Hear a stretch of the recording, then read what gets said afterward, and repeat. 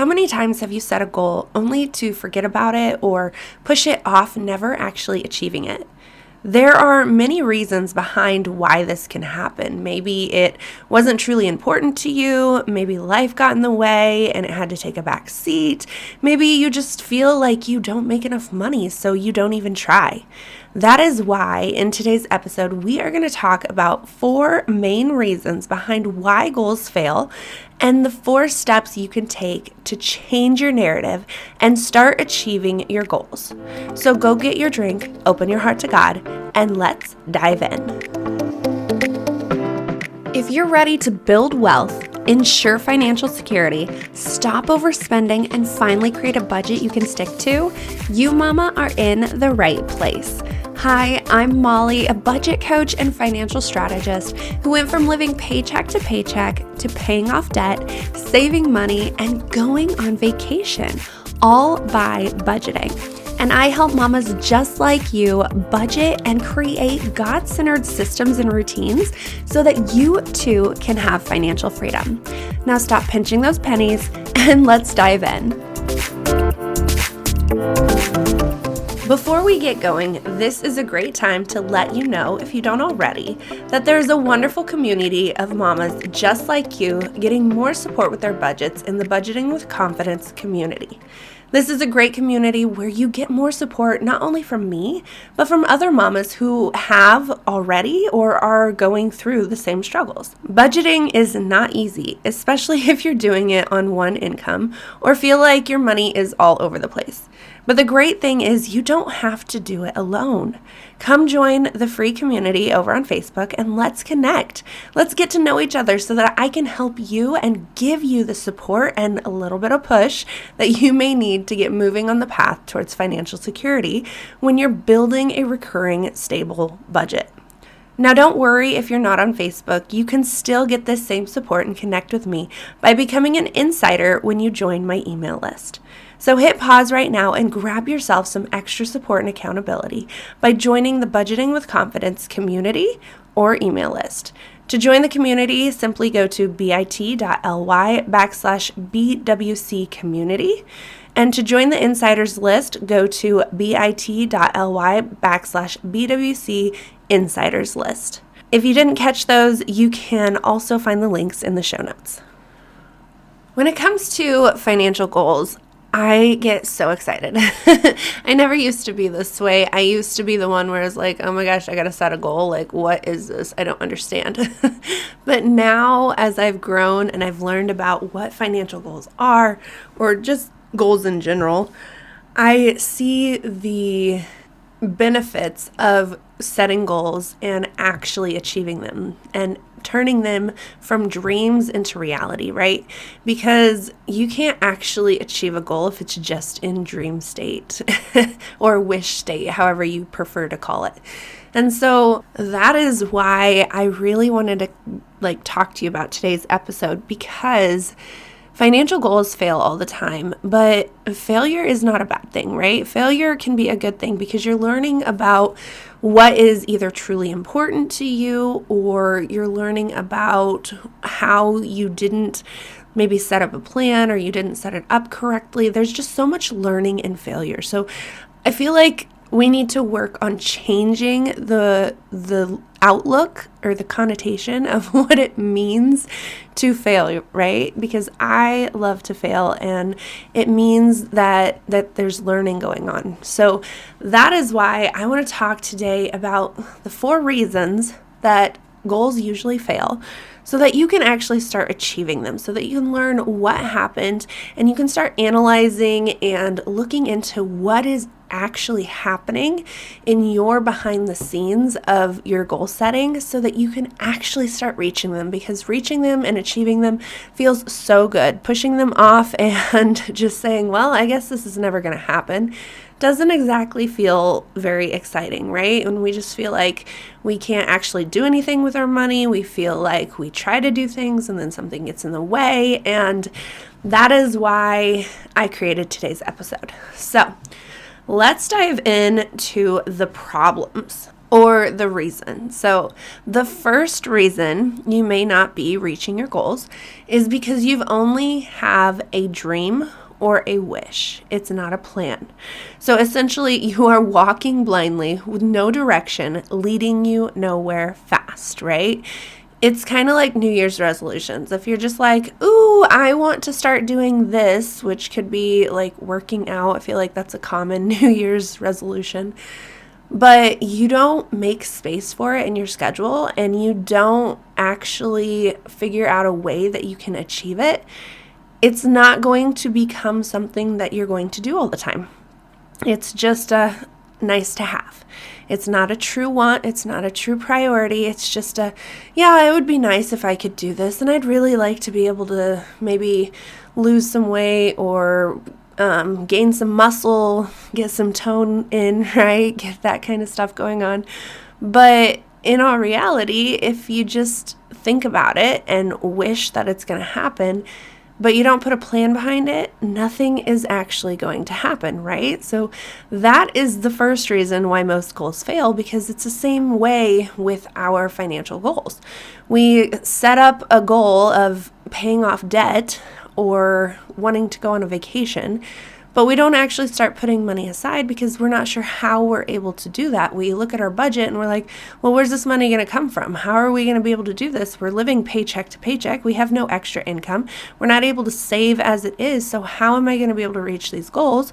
And instead of actually putting a plan in place, making space in your budget, making margin in your budget to allow for these goals to actually come true, then you're not actually going to achieve it, right? So that is the first problem.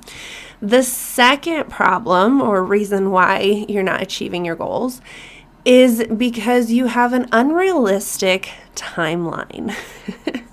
Timelines are important to have so that it gives you a little bit of urgency and push to keep moving forward. But if you have a timeline that's so short and so unrealistic, you're going to fall into the trap of like perfectionism. You're going to fall into the trap of feeling like you have no money because you're putting every cent that you have into that goal, getting it paid off. You're going to have so many emotions that you're just going to stop doing it because it's not sustainable.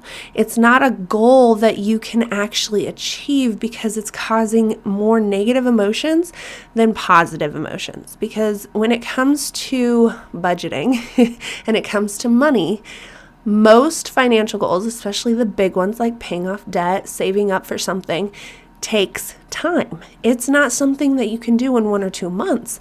It's something that might take 2, 3, 5 years. And if you're so focused on getting it done in 1 year or a few months, you're going to say, yeah, no, I don't really want to work on this goal because it's not bringing me joy. It's bringing down my quality of life. I can't go and do fun things that I'd like to do with my money. And so I'm just going to stop working on this and just let it be what it is kind of thing, right? And that's not a fun place to be either. So when you set a timeline, you need to make sure that it's realistic and look at all of the numbers, do all the math to figure it all out, and also account for things that life might throw your way. You got to be okay with this delayed gratification because that is the only way you are going to find joy in reaching financial goals, especially the long-term ones. Okay, number 3, you are focused on things that aren't actually important to you. So this is usually caused by comparison, right? Like we look at our friends, we look at people online, we look at influencers that we don't even know, and we're like, oh, I want that. Oh, I want that. But you never actually sit down and think about, do I really want this? Is this actually a goal of mine and my family's? Is this a true priority? Is this something that's actually going to bring us joy? Or is it just another trend? Is it just another thing? Is it just another thing that's going to clutter up your house and make things even more stressful because now you've got more clutter that you have to deal with and you don't know what to do with all the junk in your house, right?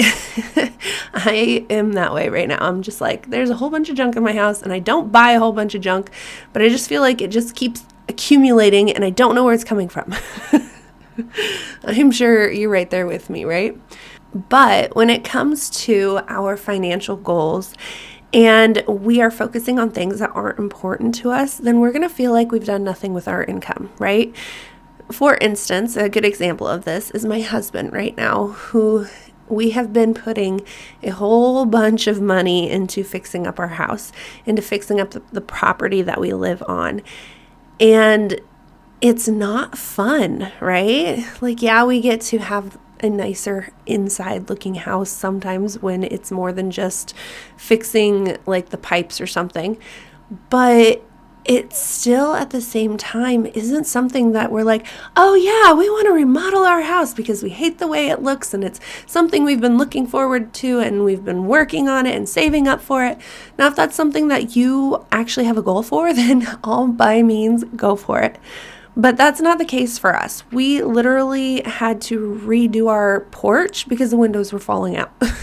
It was such an old porch that it just finally was like, hey, it just needs done. But we haven't been able to get to it yet because we had other things on the inside. Like last year we had a bathroom remodel we had to do because there was mold in the bathroom that all of a sudden came out of nowhere. And the years before that, there have been other things that just have been taking our money, one thing right after the other. And it's not things that we're excited about fixing. It's things that we have to fix. So our money is getting poured into that stuff. It's become a priority because we need a house to live in, right? But it's not a true priority that we get excited about and we look at what our money is doing, right? There are other things that we would love to be putting our money towards, other things that are going to bring us joy and actually are more fun things to do than paying off debt, because there's debt that we had to pay off. There is also more expenses in, like, we had to get a new furnace. We had to get, I don't know. I just feel like there's been a lot of things. Every single year there's something new in the house that needs to be fixed up or remodeled. And not because we don't like the look of it, but because there's something structurally wrong with it that needs to be taken care of. And this is something that obviously as a homeowner, you have no choice. You have to get that stuff done, right? But when you look at it from a view of you're setting financial goals, things that are actually going to bring you joy, light you up, that are values of your family, that are values of you, then you're going to actually be happy when you put that money towards it. And you're going to feel like you've done something with your money versus it just going out the window and you're like, where did that money go? I don't know where that money went. I don't know how I spent it. And it didn't bring any joy whatsoever. And I don't want you to think that I'm saying that money brings you happiness by any means.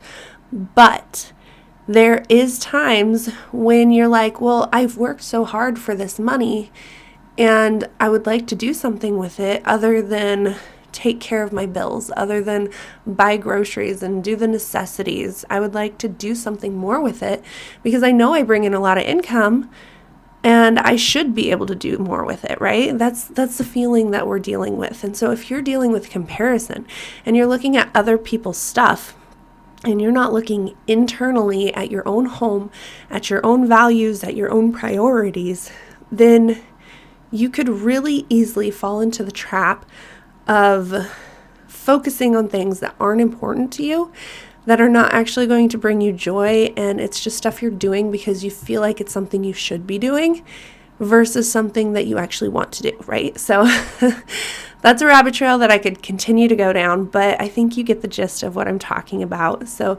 that is number 3. Number 4, the reason why you're struggling to achieve your goals is because you have way too many. I fall into this trap so easily because I'm like, ooh, I want to do this, and I want to do this, and I want to do that, and I want to do this, and I want to do that. And I just go, well, but in all reality, I only have the finances to be able to fund a few of these things, right? So this can bring discontentment. It can bring unhappiness because you have so many goals and dreams and ideas that you would just love to bring to reality right now. And because you can't get it right now, it causes discontentment because you're struggling with instant gratification. You also want them to be done in a way that's high quality, that is fun and exciting. And because you can't do it, or you can't do any of them, maybe, you just get so down and you're like, well, then what's the point? What's the point in trying to reach these goals if I don't have the money for any of them and I can't get it done right now? You can go listen to episode, I believe it's 111, which I will have it linked in the show notes, where I talk about this very thoroughly, right? Because I did struggle with this. This is something that I was like finally getting to the point where I'm like, ooh, we have money. I can actually set goals and achieve them other than like the big audacious financial goals that need to be taken care of, like paying off debt, that kind of stuff. The things that, again, is a necessity versus a want. And we wanted to do more with our income. And then my husband started bringing in more income and all these possibilities like opened up. And it was just like one thing after another, after another, after another that I'm like, ooh, I want to do this and I want to do this and I could do this and I could do this. And then when I finally started putting things together, I'm just like, oh, I really don't have that much for all of that. So how am I going to do this? And reality set in and it just went south. So that is why it is so important. Yes, get all your dreams down. Put them on a dream board, in a notebook, in whatever it is that you like to set your goals in. Maybe it's on your phone, but write them all down so that you have an idea of what is truly important to you. Like, what are the things that are going to actually bring you joy and isn't something that somebody else is telling you that you need to be doing, right? Look at that and allow yourself to prioritize them. Okay, I don't want to go too much into what to do because that is the next step, but you gotta really focus in on what goals you should actually achieve. And that doesn't mean that you can't write down all your dreams and goals. It just means that you need to pick a few at a time, focus on them first, and then pick a few more. That's how you're going to be able to do it without feeling like a failure, without feeling like you don't have the time for it or the money for it, and going down that rabbit trail, right? Okay, so let's jump into the solution, right? Let's jump into the 4 things that you can do to flip-flop this narrative from I can't achieve these goals to I can achieve them and I can start doing it. No, it's not going to be as quickly as you want them to, but it will be done, right? It will be something that when it finally is reached and you have achieved that goal, it's going to feel so good. You're going to feel like you've done something with your money finally for the first time in maybe ever, right? So the first step that I want you to do in setting your goals is to get realistic with what you want to achieve, right? Look at the whole picture of your life and what you want to achieve, not just the big ticket life goals, because yes, those big ticket life goals are important, like the paying off debt, saving up for a vacation. Those are important goals, but they're not like as dire. I don't know if that's the right word. But they're also not the ones that are going to be bringing you joy in the month to month, because you still want smaller goals. You want bite-sized goals that you can celebrate now, not 10 years from now, if that's going to be how long it takes you to pay off your debt, right? And maybe that is a goal that you want to set, but then you got to really know that and be okay with the fact that you are going to be living a lot tighter and find other ways to bring you joy that don't cost money. And I don't want you to think that money is the way that you are going to live in joy, because money does not bring you joy. Money does bring you short-term happiness, but it does not bring you long-term joy. Long-term joy comes from the relationships in your family, and focusing in on your relationships is how you're going to get through these hard times when you have to live tight. And maybe you don't have to, but you're choosing to, so that you can cut down the timeline of your debt payoff, right? That whole travel journey. That's the word I'm looking for. But definitely get realistic with what you want to achieve. Make sure it's important to you. Make sure it's the things in your day-to-day life, your month-to-month schedule, and also your big, audacious goals that are going to take a long time. You have to be specific and realistic about what they are versus what you think they should be, right? Okay, so step number 2 is I want you to dream up your goals. I want you to get excited. I want you to write everything down. I want you to put every little thing on paper. And I'm talking about even the things that you want to do when it comes to like making your house less, what's the word? Trying to get like the ickies out of it. What am I trying to say? The chemicals. There we go. If you're trying to get all the chemicals out of your house and transition from the Clorox to something that is better and healthier for you. There we go. Like a healthy home. There we go. That's what I'm looking for. But if a goal of yours is to have a healthy home, then yeah, in the month to month, you're going to have to be able to buy those products. And you have to be able to budget for that, right? And that's a month-to-month thing. Maybe you want to be able to have some spending money so that you can go out on family trips, but like short little ones here and there, or you can get a treat here and there. It is okay to have goals like that. It is okay to have a desire to want to spend a little bit of your money getting a coffee, going to the movies, going out to eat. That is okay. So allow yourself to have those goals and just know that it's going to be in a different part of your budget, right? But then also have your big goals, have your debt payoff, have your saving up for a vehicle or saving up for a mortgage, a down payment on a house. There we go. That's what I'm looking for. Maybe you want to pay off your mortgage. Maybe you want to pay off a vehicle. Like there are so many bigger goals that you can set and you can work towards, but you can still have the smaller ones that are going to bring you a little bit of fun in your life versus just having to be serious. Now, like I said, you can find so many fun things to do that does not cost money. So do not think that every single goal that you set, you're going to have a financial aspect attached to it. But I want you to figure out what goals you want to achieve, even if it's like working out. That can be something that you want to do. But you got to know, am I going to do it through a subscription, like maybe an online subscription? Am I going to go to an actual gym? Like, where am I at? There's so many aspects of it that you have to think about. Now, write them all down, and you can figure that out next. But definitely know that you have to, there are multiple ways to achieving a goal.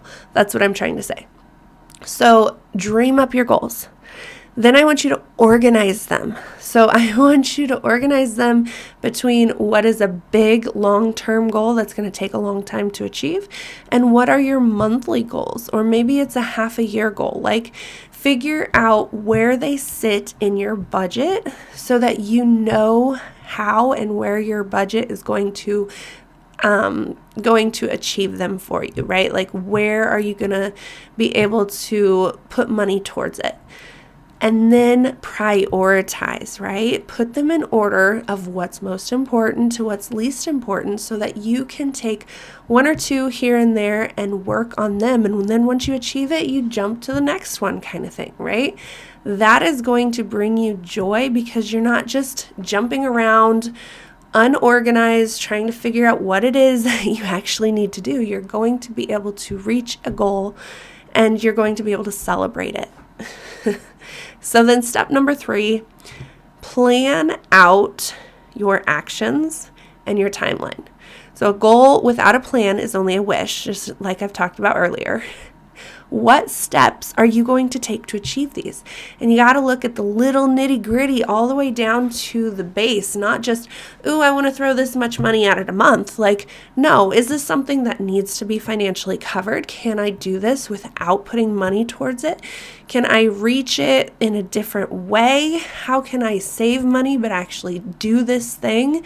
Like, there are so many ways to do it. Like, what steps are you going to take? And then I want you to create two different timelines, right?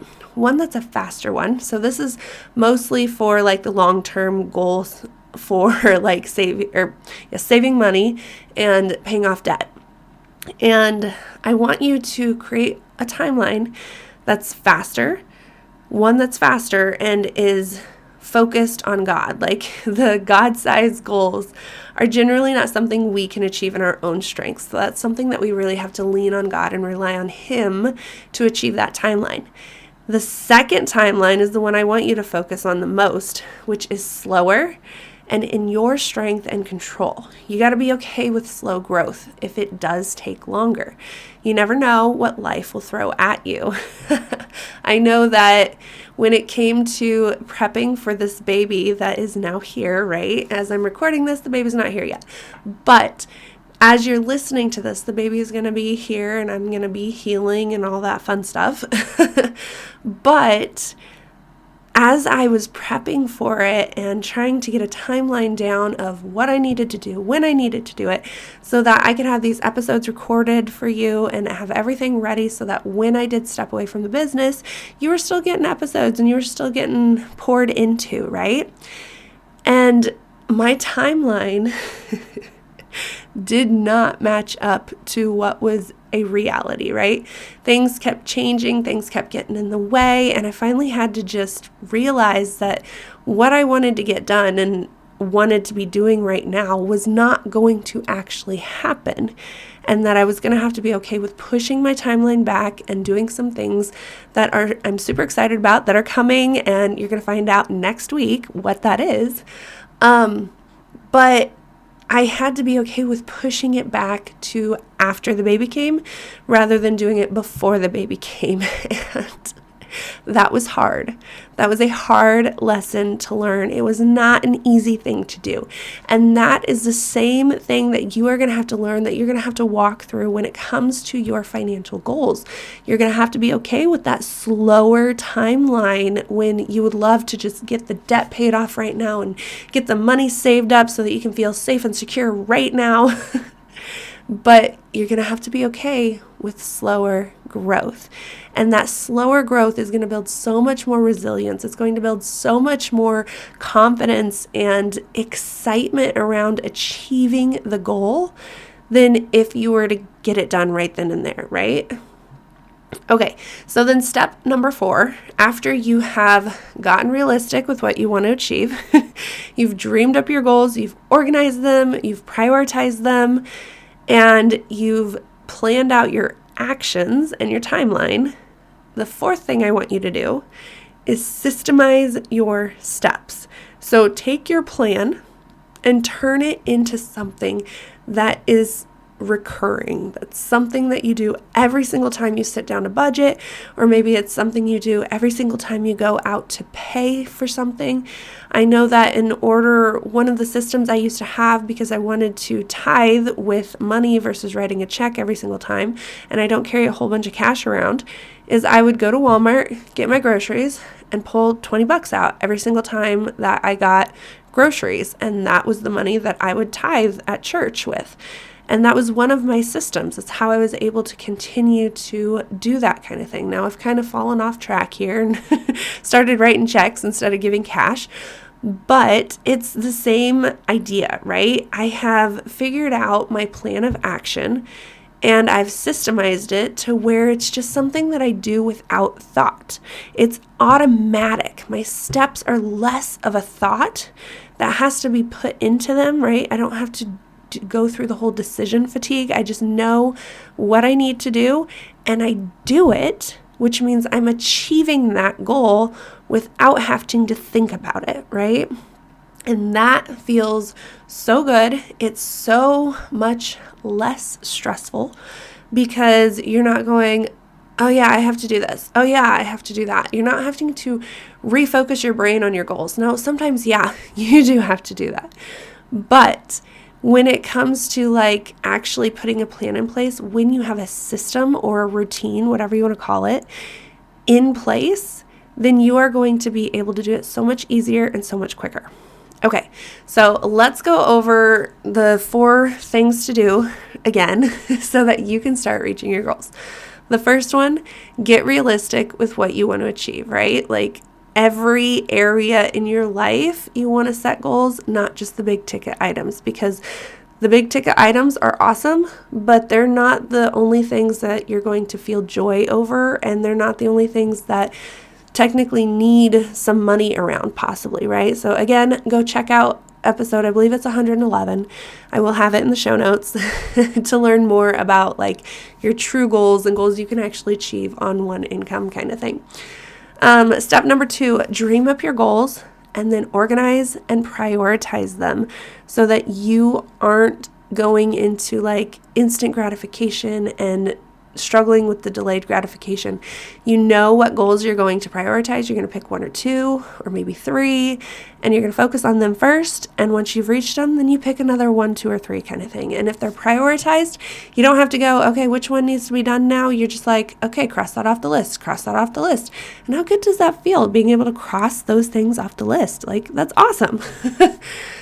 Step number 3, plan out your actions and your timeline. Create a plan of action that's actually going to help you achieve your goals. And maybe even your goals are to save money and to be able to put all your money that you can towards your debt. Well, then you still have other goals during the month that you want to achieve. Well, then how can you achieve them without spending a whole bunch of money, right? So that is still part of that plan of action. Reaching these goals with less income attached to it, right? That's still something that is very, very important to do.